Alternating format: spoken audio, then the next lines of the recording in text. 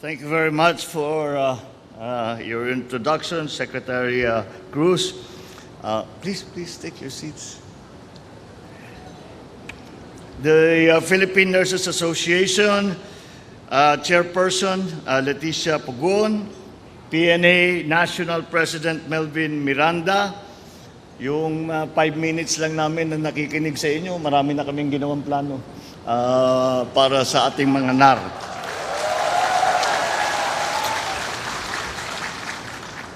Programs and Development Vice President Alfon Guillier Didaga, officials and members of the PNA, other distinguished guests, ladies and gentlemen, and idadagdag ko, my heroes, ang ating mga NAR na hindi lamang tumulong sa mga naging pasyente ng COVID dito sa Pilipinas, kundi rin pinaganda nyo pa ang pangalan ng Pilipinas dahil sa serbisyo ninyo sa buong mundo.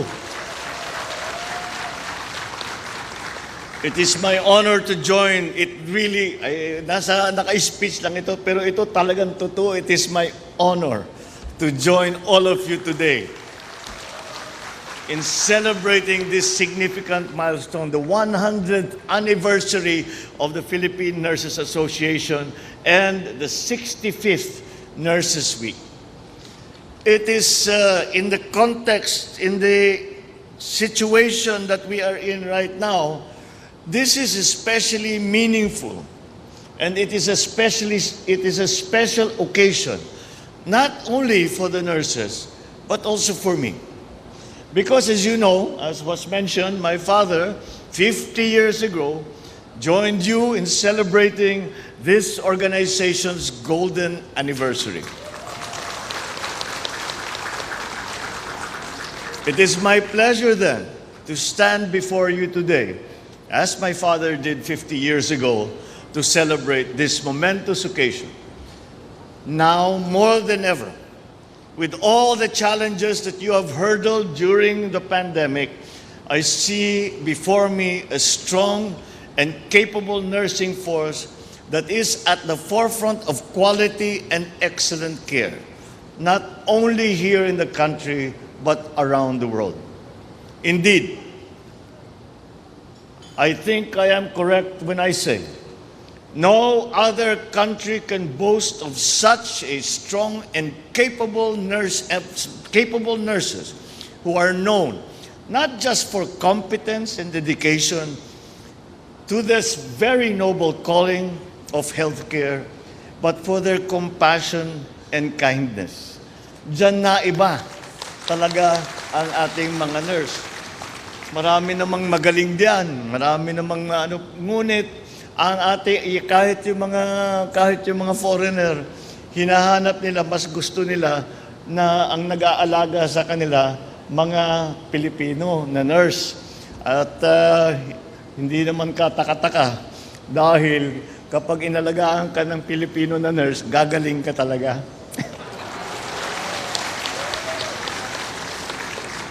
I know, and I speak from personal experience. Kasi natamaan ako ng COVID-19 at maaga akong tinamaan noong Marso pa ng 2020. Wala pa tayong alam noon, kaya medyo mabigat yung naging epekto sa akin. At siguro kung nagkamali yung treatment sa akin, baka delikado ako. But during my fight against COVID-19, I benefited from the able and healing hands of competent Filipino nurses. Because of you, and this I cannot stress more, because of you and the sacrifices that you made, knowing that there was a risk involved, but because of that sacrifice, because of that compassion, because of that professionalism, our nation has survived the most difficult moments of this pandemic. Let me take this opportunity, along with the rest of our kababayans, not only for me, but for all of those, yung mga pasyente na gumaling, yung mga pamilya ng mga pasyente na nakitang gumaling ang kanilang mga kamag-anak yung mga inalagaan ninyo. At kahit na ay alam natin, very risky pa noon, hindi natin nga alam, alpha pa noon eh. Hindi pa natin alam kung ano ba talaga ang mga dangers, sige lang. Ang mga nurse natin, sige lang. At kahit na yung mga ER nurse pumupunta sa COVID ward, kahit yung mga nasa pediatric pumupunta sa COVID ward, lahat kayo, everybody put in your sacrifices. And because of that, myself, as your president, and in the name of all our kababayans, I wish to thank you wholeheartedly, your sacrifices and your significant contributions to society. So we can ensure that our people will always lean on and benefit from your exceptional care. Your government will continue to pursue the programs that support the continuous development of Filipino nurses. Among these is the Nursing Certification Program, which strengthens and certifies our nurses' competencies in various specialty areas. We also have the Primary Care Worker Certification Program that provides eligibility requirements, standard competencies, training mechanisms, and certification processes that ensure competent and quality staffing for our healthcare system. It is also this government's position to support the leadership development courses for public health nurses, which aims to capacitate nurses to provide quality health services and become skilled leaders and managers. The government also offers the in-service postgraduate scholarship program to continually enhance our nurses' competencies through formal education. There is also the e-learning program, which provides access to free continuing professional development, accredited courses in many disciplines of study. Certainly, we will not stop with just providing programs that improve your capacity as nurses. We will continue to provide you with the benefits that you deserve as healthcare workers. As of 19 August of this year, the government has disbursed a total of 25.82 billion pesos worth of benefits to our healthcare workers, especially our nurses. These include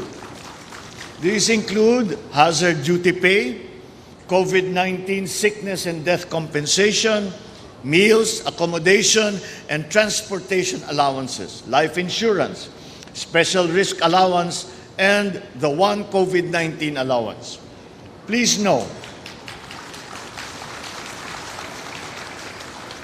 sa palagay ko, kulang pa yan eh.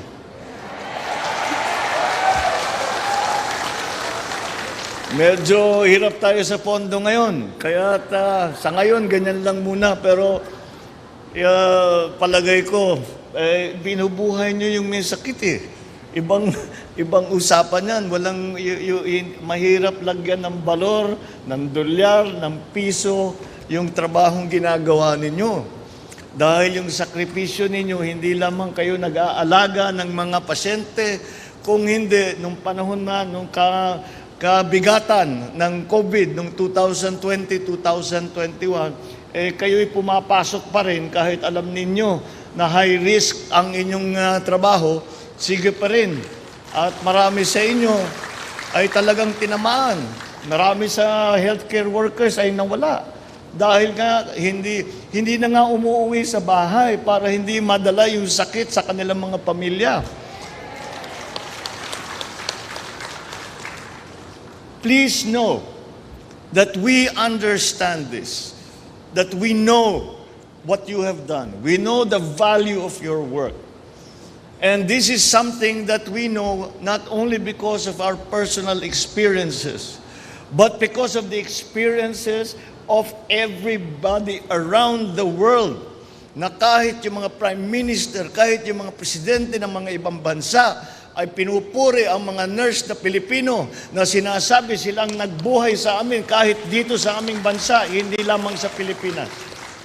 So the government recognizes and acknowledges your hard work and sacrifice, including risking your own health and lives to care for others. As your president, you may rest assured that my office is always open for meaningful dialogue to address the issues concerning our nurses and allied healthcare professionals. In fact, I have taken special note of the clamor to address issues in the nursing profession by the passage of the new Philippine Nursing Practice Act.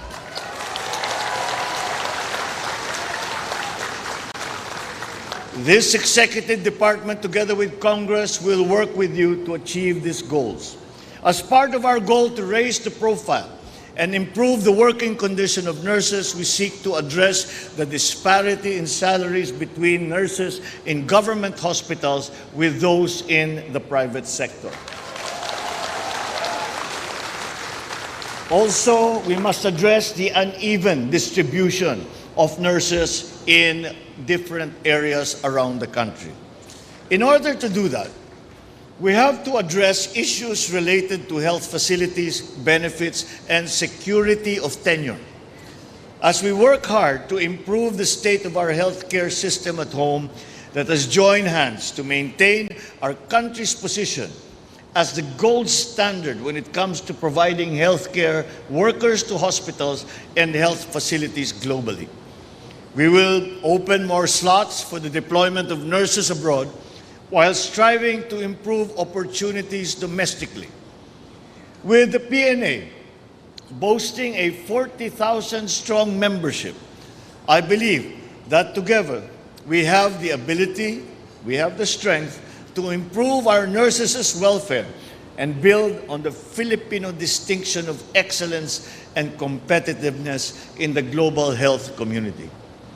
As we look to the future, with great hope and optimism, I call on you to join us in government and let us strive to build a stronger community of nurses, one that is not only inspired by the legacy of nurturing care that has been left us and that you have created, but is also forward-looking, dynamic, and ready to take on the challenges of the future and the challenges that the future will bring. Muli, sa ating dakilang mga nar ng bayan, maraming salamat.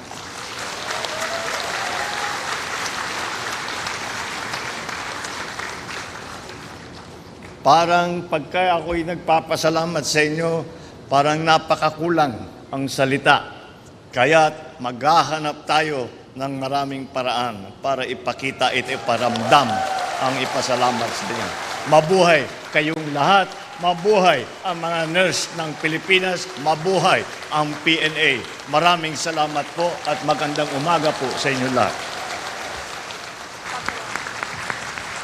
Thank you, Mr. President. At this juncture, may we request the President to remain on stage to grant us a photo opportunity. May we call on the first batch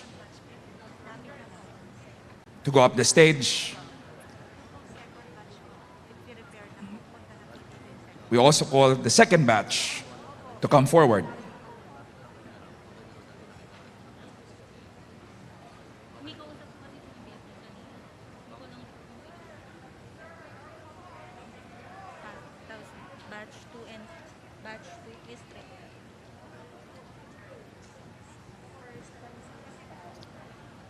The third and the fourth batch to please prepare.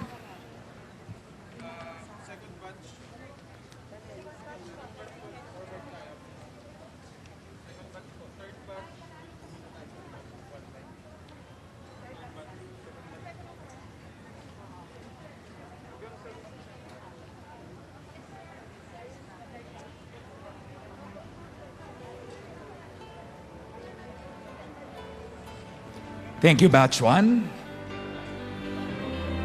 May I request batch 2 take up the stage.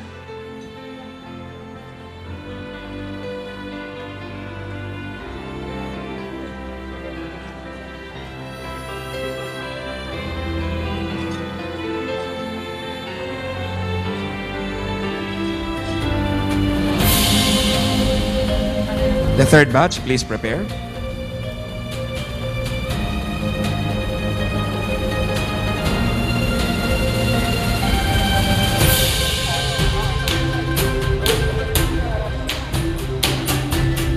Thank you.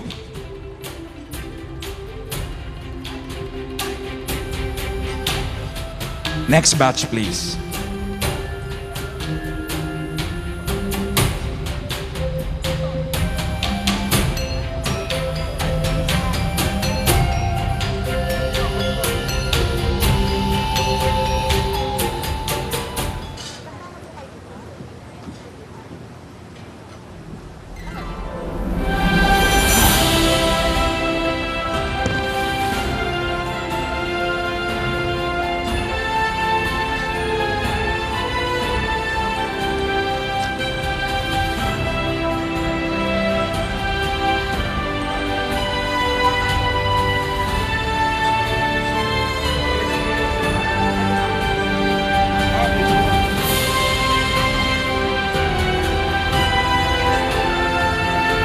Thank you, batch 3.